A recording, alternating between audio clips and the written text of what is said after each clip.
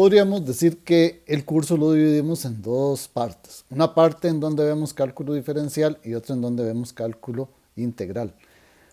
Lo que nos tocaba ver de cálculo diferencial ya lo estudiamos, ahora entonces vamos a entrar a la parte de cálculo integral.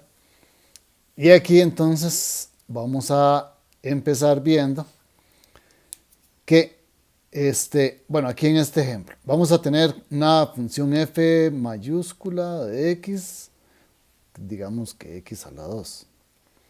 Entonces, si derivamos esta función con respecto a x, entonces calculando f mayúscula prima de x, nos da 2x. Y digamos que esta función le llamamos f minúscula de x. Ahora, ahí no hay nada nuevo, ¿verdad? Aquí lo que estamos haciendo es lo mismo que ya hemos hecho a lo largo de varios temas en el curso. En este otro caso, es muy similar. La función f mayúscula de x va a ser x a la 2 más 3. Entonces, ¿qué pasa si derivamos? Derivamos con respecto a x. La derivada es 2x. Entonces, la primera función tenía como derivada 2x. Esta función de ahora también tiene derivada 2x. Entonces, es la misma f minúscula de x. En esta otra, x a la 2 menos 6, es una función diferente a las dos anteriores. Pero, ¿qué pasa si calculamos su derivada? Su derivada vuelve a ser 2x. Entonces, en estos tres casos, y si siguiéramos sumándole o restándole cualquier cantidad, número entero, número positivo, negativo, racional, irracional, lo que sea, cuando derivemos, vamos a obtener como derivada 2x.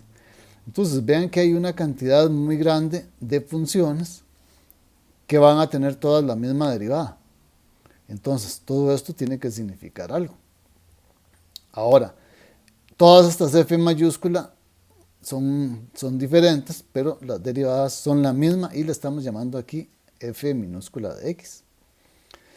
En este caso vamos a ponerle nombre a esto. Vamos a decir que f de x mayúscula es una antiderivada de f de x. Entonces, cada una de esas f mayúscula que tenemos aquí es una antiderivada de la f minúscula de x. Entonces ya aquí vamos relacionando cosas que pasan. Entonces vamos a una definición y en esta definición vamos a decir que f mayúscula, esta f va a ser es una función, es una antiderivada de f minúscula, que también es una función, en un intervalo i. Esto de un intervalo i es para referirnos a un cierto espacio de números que vamos a tener. Trabajamos de R en R, entonces una parte de R. Podría ser todo R, ¿verdad? Completo, pero un intervalo que esté contenido en los números reales. Entonces, si tiene que cumplirse, ¿verdad? Que la derivada de f mayúscula, la primera derivada de f mayúscula, va a ser igual a f minúscula, para todos los valores de x que estén en este intervalo. Entonces, a esta función f mayúscula, en el ejemplo, tendríamos que x a la 2 es una antiderivada de 2x. X a la 2 más 3 es una antiderivada de 2x. X a la 2 menos 6 es una antiderivada de 2x. Y así podemos seguir una cantidad infinita de antiderivadas de esta función 2x.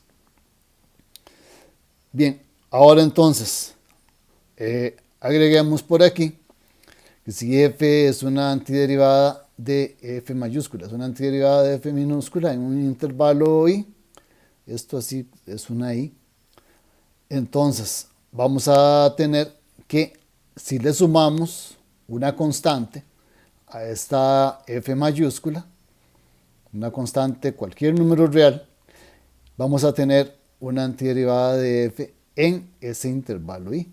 Entonces, si f es una antiderivada, cuando le sumamos un número cualquiera, vamos a seguir teniendo una antiderivada de esa misma función f minúscula. Entonces, no importa que le sumemos a una función, sigue siendo, mientras que sea un número, ¿verdad? Sigue siendo antiderivada de la misma f minúscula. Entonces, esto nos lleva a que vamos a tener una infinidad de antiderivadas de una función. Entonces, cualquier función va a tener una cantidad infinita de antiderivadas. Ahora, con esa cantidad infinita de antiderivadas, vamos a un concepto que es el de integral indefinida. Entonces, la integral indefinida es una función. Más adelante vamos a ver la integral definida, que es un número. Pero ahora en la integral indefinida vamos a tener que esto es una función. Y esta función es una familia. Aquí lo de una familia, lo que hacemos es referirnos a que es un conjunto, un grupo grande de antiderivadas de una función f.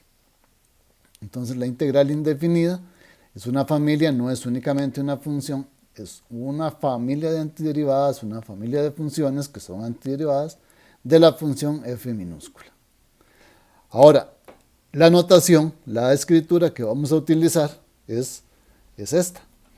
Vamos a tener entonces que aquí lo que estamos diciendo es la integral indefinida de la función f de x, dx, y este dx tiene que ver aquí con respecto a la variable que tengamos en la función. Entonces, si hacemos la derivación, que la vamos a escribir ahorita, tiene que ser con respecto a esta variable. En interpretaciones geométricas, entonces lo que estaríamos haciendo es haciendo referencia a la variable que esté representando la x.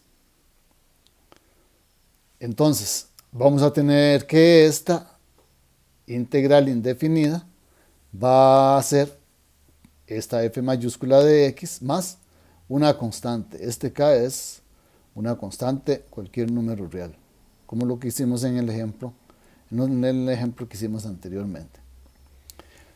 Ahora, tiene que cumplirse una condición. Tiene que ser que la f mayúscula más el k, la f mayúscula más el número, derivado nos dé la f minúscula. O sea, lo que tenemos ahí dentro de la integral indefinida. En ese caso, entonces, tendríamos que efectivamente esta es la integral de esta función. Entonces, vamos a ver, por ejemplo, aquí, con esta integral indefinida de x a la n. Aquí x a la n es, el x es una variable y el n viene siendo cualquier número, distinto de menos 1. El caso de menos 1 lo vemos más adelante. Aquí tendríamos entonces x a la 2, o x a la 3, o x a la 1 medio, x a la menos 8. Todas estas serían la integral indefinida de estas funciones.